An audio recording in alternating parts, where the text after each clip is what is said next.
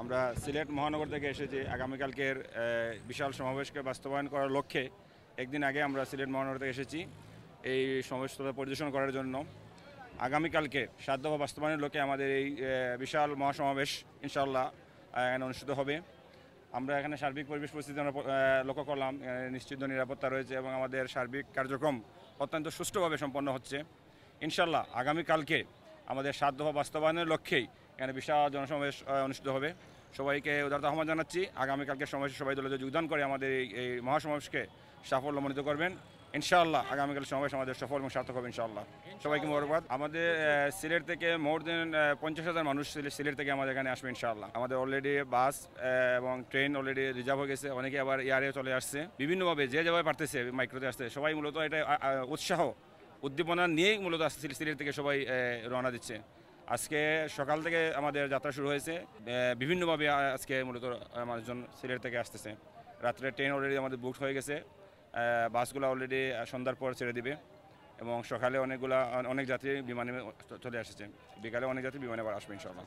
আসলে আমার কাছে খুবই ভালো লাগছে। আমরা সিলেট থেকে আসছি সেই সমাবেশকে সফল এবং সার্থক করার লক্ষ্যে বাংলাদেশ জামায়াতে ইসলামী যে আগামী নির্বাচনকে সামনে রেখে 7 দফা দাবি দিয়েছে, তার মধ্যে অন্যতম একটা দাবি হচ্ছে পিআর পদ্ধতি এবং দ্বিতীয়টি যেটা হচ্ছে আমি একজন প্রবাস থেকে এসেছি, সেই জন্য আমি বলবো যে প্রবাসীদের জন্য একটা দাবি রয়েছে।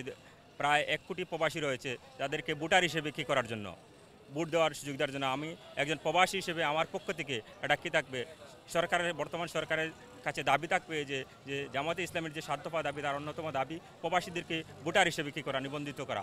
এটা যাতে কী করা হয় আগামী নির্বাচনকে সামনে রেখে। এত আসার আগে কারণ হচ্ছে আমরা পরিবেশটা বুঝতাম আর অগ্রগামী হিসেবে কাজ করতাম। যেমন আমরা দেখতেছি যে লোক আসলে কিভাবে হবে, এখনই মানুষ লোকারণ্য হয়ে গেছে।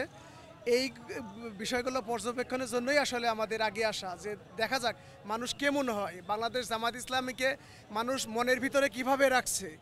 এই যে 16 বছর জুলুম, নির্যাতন, হত্যা, গুম, খুন, এর পরেও যে 16 বছর পরে যে বাংলাদেশ জামাতে ইসলামী যে আছে, বাংলাদেশের মাটিতে যে বাংলাদেশ জামাতে ইসলামী আছে, এই একদিন আসার আগে মূল উদ্দেশ্যটা যে মানুষের জনগণ যে কিভাবে রাখছে, এটা দেখার উদ্দেশ্যই কিন্তু একদিন আগে আসছি আমি।